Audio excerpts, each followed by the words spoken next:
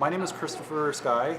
I'm born and raised in Hamilton, but my family hails from Six Nations Reservation and also Saskatchewan. So I'm part Cree, part Cayuga. I'm the Snipe clan. Cooking is a big part of my family and our tradition and our heritage. I was always raised that feeding people is one of the most respectful things you can do. I always feel good when I make good food and I see people enjoying it. So that's a big part of why I do these kinds of things. Well, this recipe that we made today is Indian tacos, which is a take on a traditional type of food.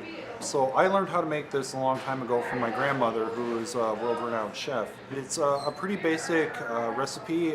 It's bread from scratch, so you just make flour, baking powder, salt, milk, and then you fry that, and then it's essentially just chili as a topping and then traditional taco toppings on top of that. So sour cream, cheese, lettuce, that sort of thing. Today we're using bison. Typically most people make it with beef, but in our recipe I wanted to use something a little more traditional, so I used a game meat that's a little regional. Our ancestors used to hunt and eat bison. It's a very lean, healthy meat, and it's a much better choice than, say, ground pork or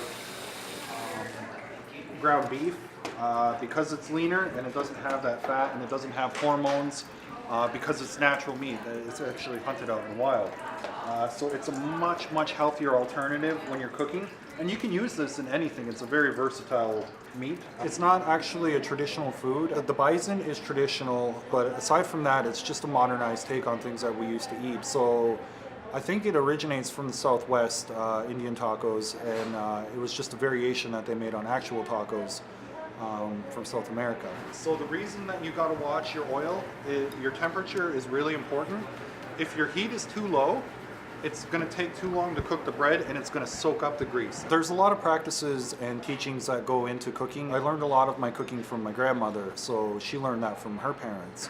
And it's a bit of a family tradition. And so when we cook and we do those things in the kitchen, we also share that knowledge and we explain the why behind things. So there's a lot of lessons that need to be learned, like patience for one when making bread or cooking, being mindful of the different things, for example, just cross-contamination and watching how you handle meats and different foods. And there's also a respect and appreciation for the foods that you're using and for the life that's given to feed us, and having respect for that and doing things in a good way.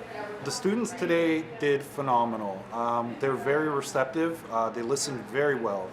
I was extremely pleased with the amount of professionalism that they all exhibited today. And it was really interesting to see everybody kind of find their own niche. Some people preferred to do the bread, some people preferred to do the chili, and some people preferred to be behind the camera and behind the scenes and learning about that technological aspect.